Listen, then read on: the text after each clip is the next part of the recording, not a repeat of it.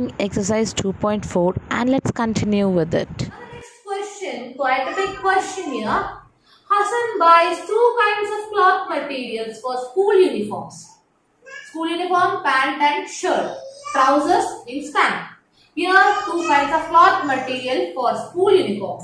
Shirt material that costs him rupees 50 per meter. 50 for each meter. We are not told about one shirt piece. We are told about the meter. Alright. And the trouser material cost him rupees 90 per meter. Again, we are not told about one pant piece. We are told about the meter. So pant piece maybe, let us see how much is the pant piece. For every 3 meter, means 3 meter if you are buying for a shirt, then the pant piece has to be 2 meters long. 3 meters and 2 meters for one set of uniform. Alright. He sells the materials at 12% and 10% profit respectively. Means for shirt, he got the profit of 12% and for the trousers, he got the profit of 10%. And totally after selling as many sets as he could, he has got 36,600 as his gain, as his final amount that he is collecting after finally selling everything off. So how much did he sell? Let us see. How much trouser material did he buy? Now let us see what happens here. Here for every 3 meter. Now the important part is to take the variable. Now where to take variable? Wherever we find some comparison between shirt and pant, shirt and trousers. Here the comparison is shown in this sentence here. For every 3 meters of shirt material, he buys 2 meters of trouser material. Means 3 meter shirt, 2 meter is the trouser material. So what happens? Shirt upon trouser is 3 upon 2. So common multiple taken as x. So the length of the shirt material is 3x. And the length of the trouser material, you might have guessed, is 2x. Alright. So this is the final length of the material that he has sold. This x tells us how many set of shirts and pants together he has sold. Alright. So next step would be to find out what is this cost price. For one shirt piece, 3 multiplied by 50 is 150. Because 3 meters of cloth are needed. And 50 rupees is for each meter. So 150 would be the cost price. Now here we are told that he has got profit percent. We are not told about the profit directly. We are told about profit percent. Now the profit percent, the formula for profit percent is profit upon cost price multiplied by 100. Now what is the profit percent given here? 12. Profit, we don't know, leave it as profit. Cost price 150 multiplied by 100 here. So what happens? Profit remains here. These two goes to the other side. So profit equals to 12 multiplied 150 upon 100. After all the cancellations, you would get rupees 18 as profit for each shirt piece. Piece, the 3 meter that is selling. So what did we do? We multiplied these. We got 1800 divided by 100. After cancelling the zeros, we get rupees 18 as the final profit that is gaining for one shirt piece. Shirt piece, 3 meter of the cloth.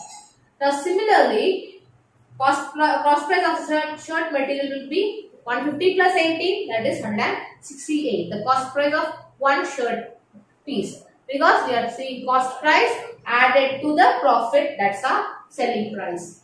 Now next one, same procedure repeated for trousers. So cost price of one trouser twice, because 2 meter of cloth is required if you are buying 3 meter for shirt. So 2 multiplied by 90 is 180. Now this is our cost price for one trouser. Profit percent, the same formula. Profit percent, profit upon cost price multiplied by 100. But in the question we are told 12% profit on the shirt piece and 10% profit on the pant piece or trouser pieces. So here we are going to take profit percent as 10 and the same cost price put here and 10 here, 100 here. So profit would be, move both these to the other side. So profit equals to 10 multiplied by 180 upon 100. So next again rupees 80 is profit for the trouser piece.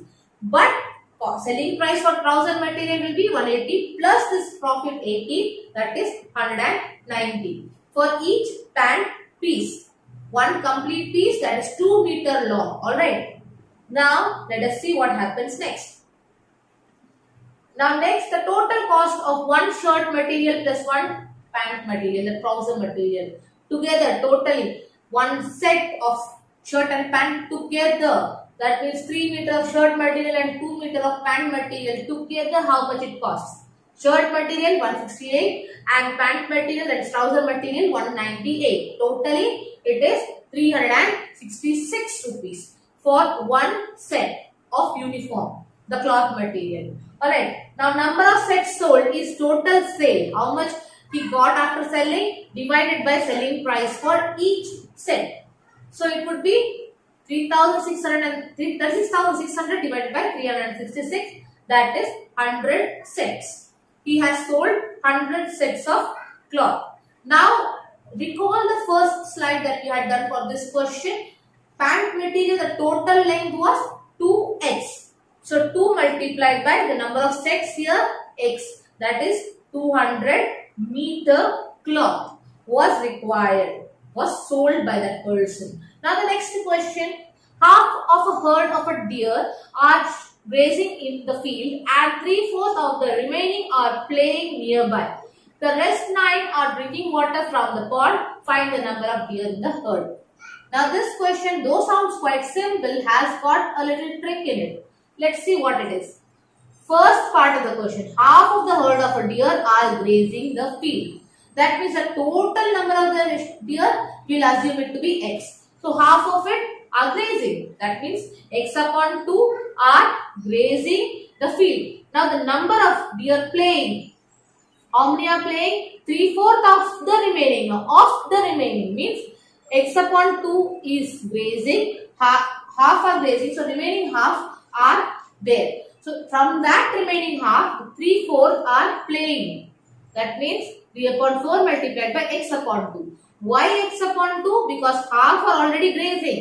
And what is remaining? If you take away the half, half are remaining. So half, 3/4 of half is what is the number of deer playing. That means 3 upon 4 multiplied by x upon 2, that is 3 into x, 3x, 4 2s are 8. These many deer are playing around. And then they are telling 9 are drinking water. Here there is no fraction involved. Here directly the number is given. So number of deer drinking water is 9. So what would our equation be? Alright. X is equal to x upon 2 plus 3x upon 8 plus 9. Why all these? Because this is the number of deer which are grazing. This is the number of deer which is playing. This is the number of deer which is drinking water. Now put all of these adding together. So what we do? 2, 8 and here there is no denominator. So 1 is there. So 2, 8 and 1, what is the LCM? 8. So if we have to convert this 2 to 8, so what we are doing? 2 multiplies 4. So 4 multiplies this one, so 4x. 9, when you have to convert it to 8, 1 to convert to 8, so it will be 1 into 8. So 9 into 8, 72. That means 4x plus 3x plus 72 totally divided by 8. Or total has got denominator as 8. So 4x and 3x are the like terms. So what happens there? 7x plus 72 is 8. Now actually what is it? The required equation, this is the value for x. So x equals to 7x plus 72 upon 8. So now what we do? Move this x to the other side. So denominator would become numerator and multiply.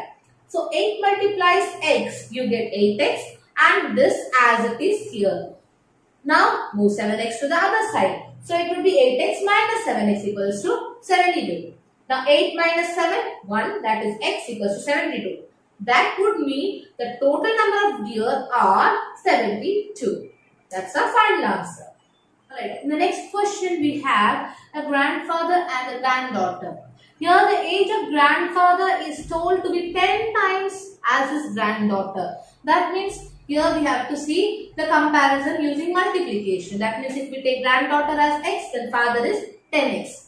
And then again we are told that he is also 64 years older than her. That means here the difference between their ages, grandfather minus the granddaughter, if you find the age, it would be 54. The difference between their ages. Find their present ages. So what we are going to do? We are going to take the granddaughter to be x years old. If granddaughter is x, then grandfather is 10 times, that is 10x. Now we are told the difference between the ages. That means grandfather's age minus the granddaughter's age is 54. That means 10x minus x equals to 54. Now 10 minus 1 is 9. So 9x is 54. So x is 54 divided by 9. Directly you will get answer as 6. That means the granddaughter is 6 years old and grandfather is 10x. So it would be 10 times the x, that is 6. So it would be 60 years old. The grandfather is 60 years old and the granddaughter is 6 years old. Now next question, the last question of this exercise is a man's age is 3 times his son's age. 10 years ago he was 5 times his son's age. Find their present ages. A man's age is 3 times his son's age. That means we are going to take son's age as x. The smaller one. Generally we take a smaller number, smaller age to be x. So here son is smaller, so son is going to be taken as x. Their present ages. Son's age is x and therefore the father's age would be, Aman's age would be 3x because he is 3 times. Next, 10 years ago, before 10 years, that means 10 years lesser than he is at present. So x minus 10. Son's age x minus 10 and Aman's age also similarly would be 3x minus 10. Their ages before 10 years. Alright, the required equation. 10 years ago he was 5 times his son's age. That means 10 years ago whatever his age was is 5 times his son's age. That means 3x minus 10 equals to 5 in bracket x minus 10. Now whenever we get something in bracket, what we do? We multiply each of the individual terms inside the bracket with the multiplicand which is outside the bracket. So 3x minus 10 equals to 5 into x, 5x, 5 into minus 10 minus 50. We have opened the bracket here. Now move the terms with variable on one side. So 5x minus 3x equals to 50 minus 10. Here I have directly changed the signs. Actually what we have to do? We would move 3x on this side and 50 on this side. And since it is the same thing, we just swap the sides here directly. Alright. So 5x minus 3x is 50 minus 10. So 2x is 40. So x will be 40 divided by 2. You got that right. It is 20. Aman's age would be 3x, that is 3 into 20, that is 60 years. And his son's age is x, so directly 20 years. So that is their ages at present. So that's all for now. Let us continue.